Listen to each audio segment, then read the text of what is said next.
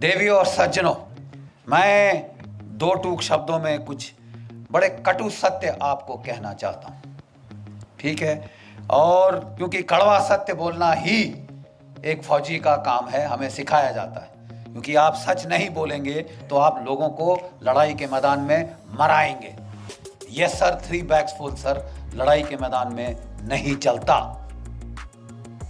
मैं कहना ये चाहता हूं, ये सवाल देखिए, हमारे देश में एक बड़ा मधुर गीत है, दे दी हमें आज़ादी बिना खड़क बिना ढाल, साबरमती के संत तूने कर दिया कमाल। मैं महात्मा गांधी जी की तहे दिल से इज्जत करता हूँ। वो संत थे, लेकिन वो सच बोलने वाले थे। और भगवती कृपा से अगर आज वो जीवित होते तो वो खुद बोलते कि ये मेरी वजह से नहीं हुआ, जिसकी वजह से हुआ उसको आपने जिंदा गाड़ दिया, दफना दिया। आप समझ रहे हैं मैं क्या कह रहा हूं? आपने गाड़ दिया। You are guilty, I am guilty, all of us are guilty. जिस आदमी ने, जिस शख्स ने और जिसके सैनिकों ने हमें आजादी दी, आपने उनको जिंदा दफना दिया। 60,000 की इंडियन नेशनल आर्मी थी जो सुभाष चंद्र बोस ने रेस करी थी, खड़ी करी थी। 3 डिविजन्स थी इसके अंदर, और इनमें से 60,000 में से 26,000, जरा आंकड़ों पे ध्यान दीजिए, 60,000 में से 26,000 शहादत और कुर्बानी उनको मिली, प्राप्त हुई। वो लड़ते लड़ते मरे ताकि आप और मैं आजाद हो। 26,000 की कुर्बानी, और आप कह रहे हैं दे दी हमें आजादी बिना खड़क बिना ढाल। तुम्हारा मैं मुंह तोड़ दूं, तुम मेरे पास आके गाओ। नहीं साहब, आपको हक क्या है? वो 26,000 जो हमारे परिवार, जो वहां जिनके घर में मातम मना है, आप उसको भुला सकते हैं कि हमने साहब लाठी खाई, हम प्राइम मिनिस्टर बनेंगे, हम क्या कहते हैं, होम मिनिस्टर बनेंगे। अरे लाठी तो मेरी भैंस भी खाती है साहब, मेरे गांव में वहां लाठियां पड़ती हैं। अब उसको कल हम हर भैंस को यहां बिठाएंगे क्या? भैंसासुर बनाएंगे किसी को? देखिए साहब, ये दुख की बात ये है। बोले साहब, बख्शी साहब, गड़े मुर्दे क्यों उखाड़ रहे हो? आज की बात करो ना। Where you are going depends a lot on where you came from. आप कहाँ जा रहे हैं, हम कहाँ जा रहे हैं, बहुत हद तक मुनस्सर है हम कहाँ से आ रहे हैं साहब, किस मोड़ से हमने ये गांव का राह पकड़ी, ठीक है। और इसके लिए अपने अतीत को याद करना जरूरी है, क्योंकि हमारे अतीत में छुपा हुआ एक बहुत बड़ा धोखा है, एक बहुत बड़ा धोखा है। पहले हमें कहा जाता था साहब, आप कहते हैं कि बोस ने आजादी दिलवाई, क्या प्रूफ है आपके पास? तो रंजन बोरा की जो हिस्टोरिकल जर्नल ऑफ इंडिया के अंदर एक आर्टिकल है जिसमें इसको साइट किया गया है। मजूमदार की एक किताब है जिसमें इंटरव्यू साइट किया है कि साहब ये Clement Attlee, Lord Clement Attlee, prime minister of England 1945, अगस्त 1945, 1950, जिसके समय ये ट्रांसफर ऑफ पावर हुआ। मैं आजादी नहीं बोल रहा, हैव यू गॉट मी? मैं आजादी नहीं कह रहा साहब। जिसके सामने ये, जिसके समय में, जिसके कार्यकाल में ये ट्रांसफर ऑफ पावर हुआ, उसने खुद बात करी जस्टिस पीबी चक्रवर्ती से, ठीक है।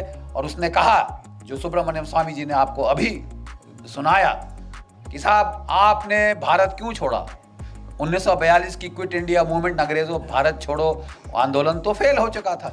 45 में आप विश्व युद्ध जीत चुके थे, आप तो 30 मार खां थे उस वक्त। आप साहब इतनी जल्दी उड़नछू क्यों है? उसने बोला 3 शब्द, Indian national army, Subhash Chandra Bose, 3 शब्द। लेकिन वो भी देखिए साहब, शातिर, लीगल दिमाग, उन्होंने वहां नहीं छोड़ी बात। नहीं तो फिर साहब मुझे ये बताइए कि महात्मा गांधी की freedom, non violent freedom struggle का आपके जाने पे क्या इंपैक्ट था? वो कहते हैं, and I quote, Attlee's face twisted into a sarcastic smile as he spat out the words MINIMAL, minimal। ये कौन कह रहा है साहब? जिसने ये फैसला लिया, जिसने ये हस्ताक्षर किए। उससे बड़ा कोई चश्मदीन गवाह आप ढूंढ सकते हैं तो बता दीजिए। लेकिन हमें बोला गया साहब नहीं नहीं नहीं नहीं नहीं बख्शी साहब, if you are a historical scholar how can you, ये तो टर्शियरी एविडेंस है। किसी ने किसी को कहते सुना, उसने रिकॉर्ड किया, उसने आर्टिकल में लिखा, आप उसको ला रहे साहब, I this is not primary source. तो लेडीज एंड जेंटलमैन, देवी और सज्जनों, मैं कहना चाहता हूं कि पिछले कुछ दिनों से हमारा INA trust, Netaji Subhash Chandra Bose INA trust और हमारे कुछ सहयोगी, खासकर डॉक्टर कल्याण कुमार डे, किसी दिन हम लोग इस शख्स का इज्जत से नाम लेंगे। इन्होंने जाके लंदन में ट्रांसफर ऑफ पावर आर्काइव्स में कई सालों का रिसर्च किया। इन्होंने उसको लाके एक छोटा सा मोनोग्राफ बनाया और मेरे पास बेचारे लेके आए। ये अमेरिका में रहते हैं, वहां काम करते हैं, डॉक्टर कल्याण कुमार डे। बोले जनरल साहब जरा ये देखिए। साहब मेरे रोंगटे खड़े हो गए। उन्होंने चिट्ठियां पूरी की पूरी, ही डिड नॉट साइट कि साहब ये डॉक्यूमेंट है, वो पूरी पूरी चिट्ठी रिप्रोड्यूस करती है साहब। और इनकी बुनियाद पे अब मेरी किताब में लाना चाहता हूं, बोस और Gandhi, who made India free. दो टूक शब्दों में साहब हो जाए, फैसला हो जाए। शास्त्रार्थ का हमें शौक है इस देश में, तो जरा साहब एक बारी बैठ के फैसला हो जाए, बोस और Gandhi, who made India free. और अब हम आपको दिखाएंगे जो हमारे पास डॉक्यूमेंट्री एविडेंस है। इस प्रोसेस में उनके साथ मिलकर हमने कहा पहले आइडेंटिफाई करिए कि अंग्रेज सरकार में कौन की डिसीजन मेकर्स थे जिन्होंने भारत की आजादी पर जो है फैसला लिया। मेरे पास वैसे स्लाइड्स भी है, लेकिन मैं जबानी आपको बोल दूंगा, समय नहीं व्यर्थ करूंगा। पहला चश्मदीन गवाह, पहला एक्टर लॉर्ड क्लेमेंट एटली, जिसकी मैंने बात अभी करी, ठीक है साहब। लंदन में Pethick Lawrence, secretary of state for India. Simon Cripps, वो क्रिप्स मिशन वाला, वो उस वक्त ट्रेड का सेक्रेटरी था, बट उसने भारत के इसमें बहुत भारी रोल अदा किया है। न्यू दिल्ली में आइए, viceroy, viscount Wavell, field marshal Wavell, जो कि वॉयसरॉय था और पहले इंडियन आर्मी का चीफ था। ये चश्मदीन गवाह, क्रिटिकल डिसीजन मेकर। उसके बाद उसके बाद फील्ड मार्शल लॉकिनले, he became field marshal in this thing, उस वक्त commander in chief, longest serving British Indian army officer, पूरी सर्विस ये ब्रिटिश इंडियन आर्मी की फौज में उसकी थी। दिल्ली में ये दो क्रिटिकल जो थे वो डिसीजन मेकर्स थे, ठीक है साहब। होम सेक्रेटरी मूडी शूडी है वगैरह, ये क्रिटिकल, ये जर्नल थे दो, एक दोनों फील्ड मार्शल, सॉरी दोनों के दोनों फील्ड मार्शल बन गए। Governors of the various states of British India, governor of Bengal, governor of North West Frontier Province, governor of Punjab. जब नवंबर 1945 में साहब INA की ट्रायल्स के बाद बवाल खड़ा हुआ इस देश में, बवाल, ठीक है साहब, गदर फैल गया, क्राउड्स, लाखों के क्राउड्स कलकत्ता में निकले। गवर्नर वेस्ट बंगाल रिपोर्ट देता है, हमने फायर खोला, भीड़ थोड़ी देर तक वेवर हुई, फिर दोबारा हमले पे आ गई। अपने लाशों को उठा के साइड करके वो फिर हमले पे आ गए। हमने पहली बार भारतवर्ष में देखा है ये होता हुआ। The crowds would not stop, even when fire was open the crowds did not stop. इस तरह का बवाल वहां पे, मरो या मारो की जो ये जो हिंसा की जो लहर फैली थी, ठीक है साहब। उस वक्त के हम आपको इस किताब में पूरे के पूरे जो है वो letters from Lord Wavell, from viscount the Wavell to the prime minister of England, ठीक है साहब, to his majesty the king, ठीक है साहब। और जो वहां सेक्रेटरी ऑफ स्टेट, उसको जो उन्होंने वहां पे भेजे जो लेटर्स, हम आपको पूरे के पूरे पढ़वाएंगे साहब। और उसके बाद अगर आप मतलब कोई एक गधा है जिसको ये समझ नहीं आएगी कि साहब अंग्रेज गए तो गए क्यों। देखिए साहब, कल्याण डे साहब ने अपनी किताब जो है वो शुरू की है गांधी जी से।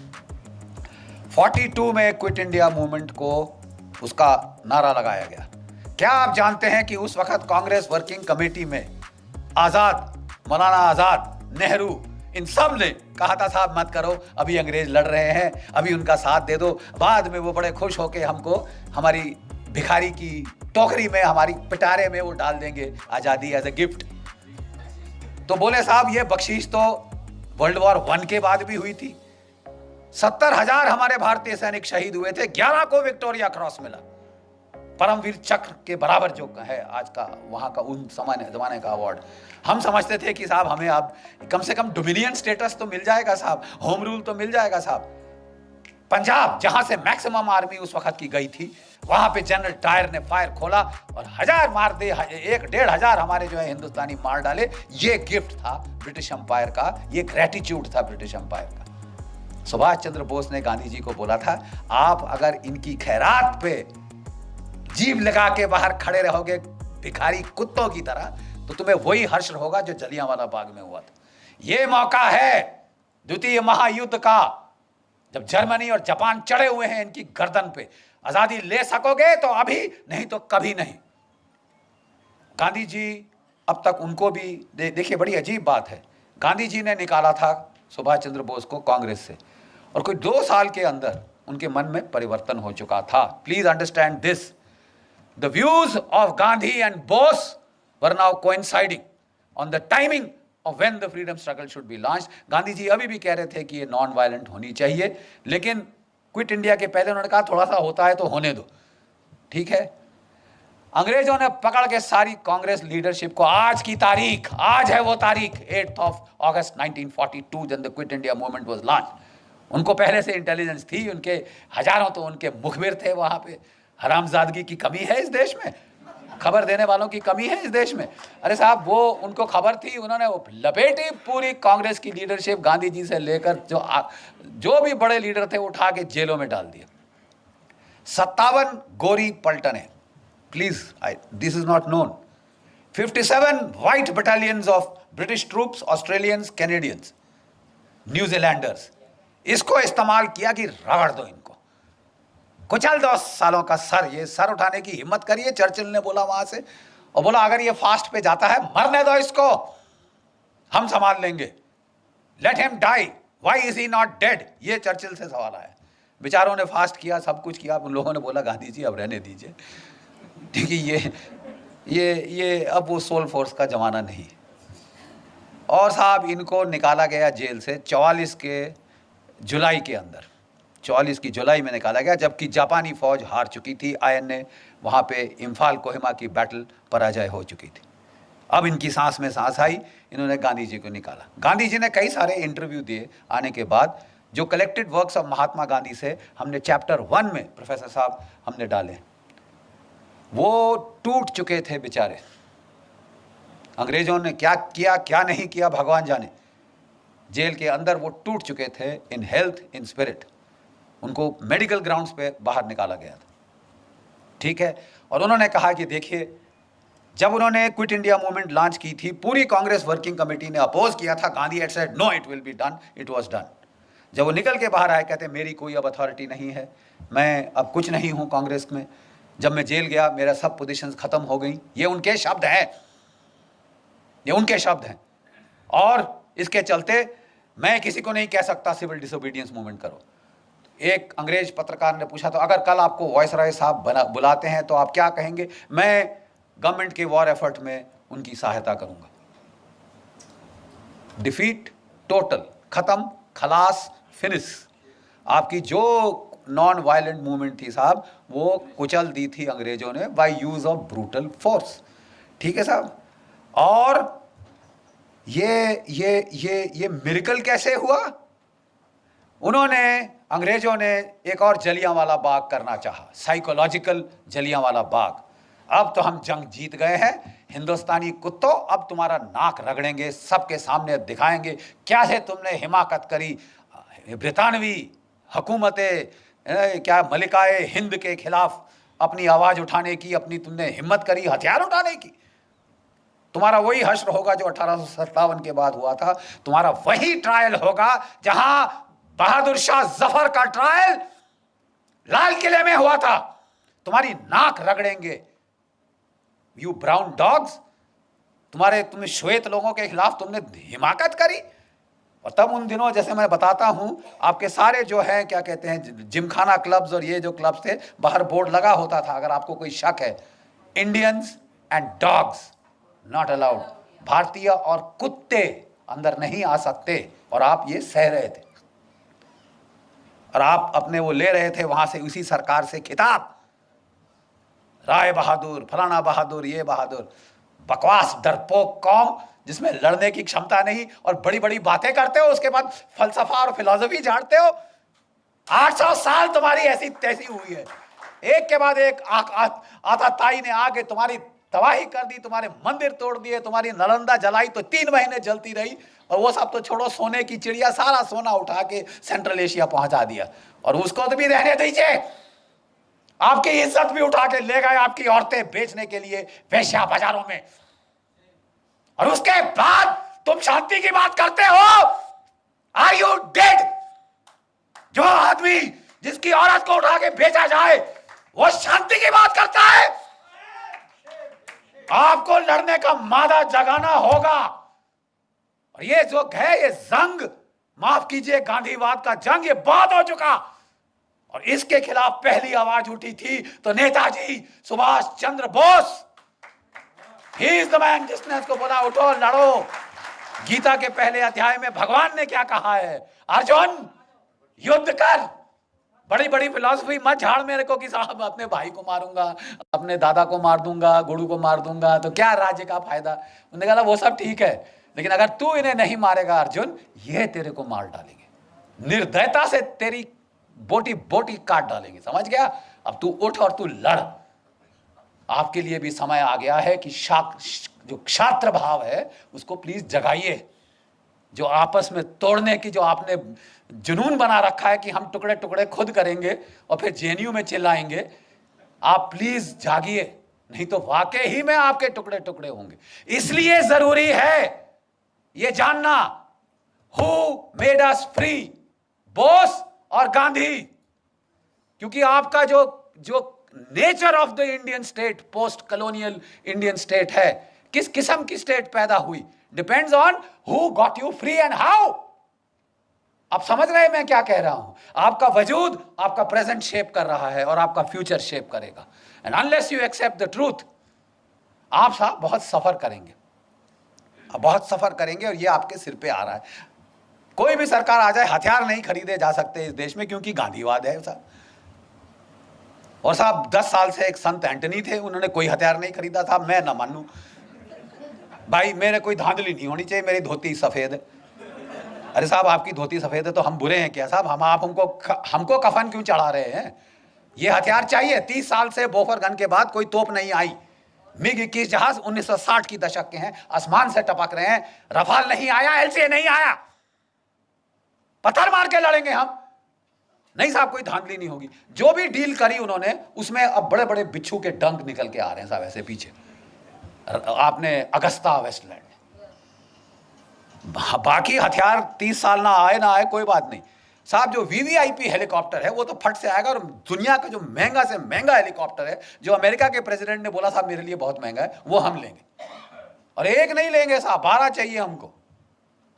और वो फट से ऐसे आए, 5 साल में आ गए, और अब लोग जा रहे हैं सलाख के पीछे। किसी को तो भेजो, किसी को तो भेजो, ताकि ये सिलसिला तो बंद हो साहब। मैं कहना ये चाहता हूं कि आपका वजूद, आपका माहौल बिगाड़ा गया। आज़ादी दिलाई नेताजी ने, उसके हमारे पास डॉक्यूमेंट्री एविडेंस है, और हम इस देश की जनता के सामने अब वो रखने वाले हैं। हम आपको चिट्ठियां पढ़वा देंगे, और कोई हिस्टोरियन को कोई शक है तो साहब हम आपको चिट्ठियां आपके साथ बैठ के पेन के साथ अंडरलाइन करके देंगे। साहब ये जरा पढ़ लीजिए, इसका मतलब क्या है। अंग्रेजी शायद दो मतलब आप निकाल सकते होंगे। We will show you mountains of documentary evidence. क्योंकि पहले हम चुप हो जाते थे कि यार ये हिस्टोरिकली शायद मेरे को रिसर्च मेथडोलॉजी पे फॉल्ट कर रहा है। मैं कहना चाहता हूं कि अब हमारे पास सारी किताब की किताब पोथियां हैं डॉक्यूमेंट्स की, documentary evidence, first person primary evidence, और ये आप लोग देखेंगे।